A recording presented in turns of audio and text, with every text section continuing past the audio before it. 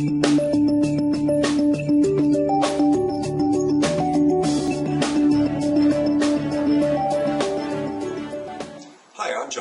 ZW209. Today I'd like to talk to you about putting low-flow bypasses on pilot-operated pressure-reducing valves. In front of me I have a ZW209 pilot-operated pressure-reducing valve.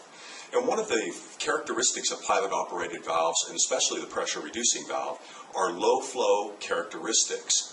All pilot-operated pressure-reducing valves have minimum flow characteristics.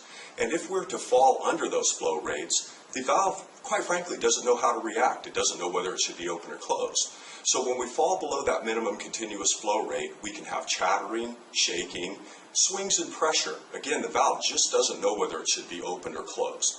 So what we need to do is we need to bypass around the pilot-operated pressure-reducing valve with a low-flow bypass. And it's relatively straightforward in nature.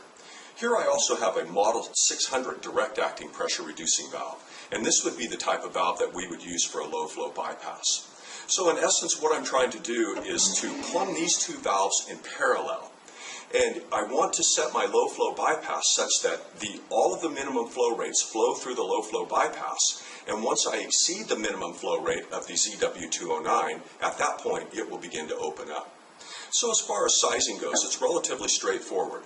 I want to choose a direct-acting pressure-reducing valve that will meet the flow characteristics, the low-flow characteristics, that is, of the pilot-operated valve with approximately a 5-pound fall-off.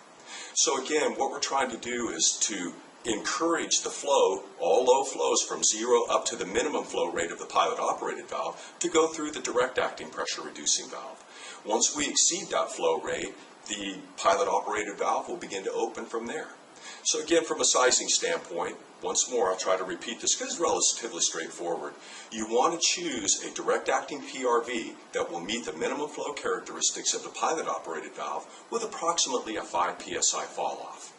Once I have both valves plumbed into the system in parallel, we determine what our downstream static pressure needs to be, and we set the direct-acting pressure-reducing valve to that value.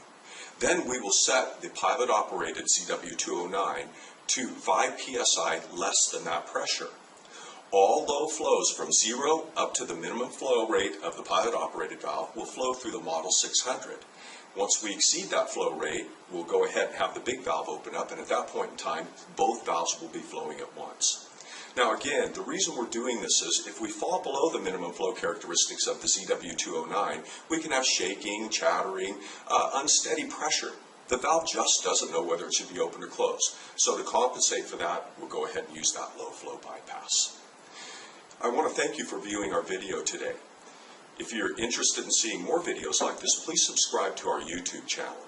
For more product information or to contact a customer care representative, please visit our website at www.zern.com.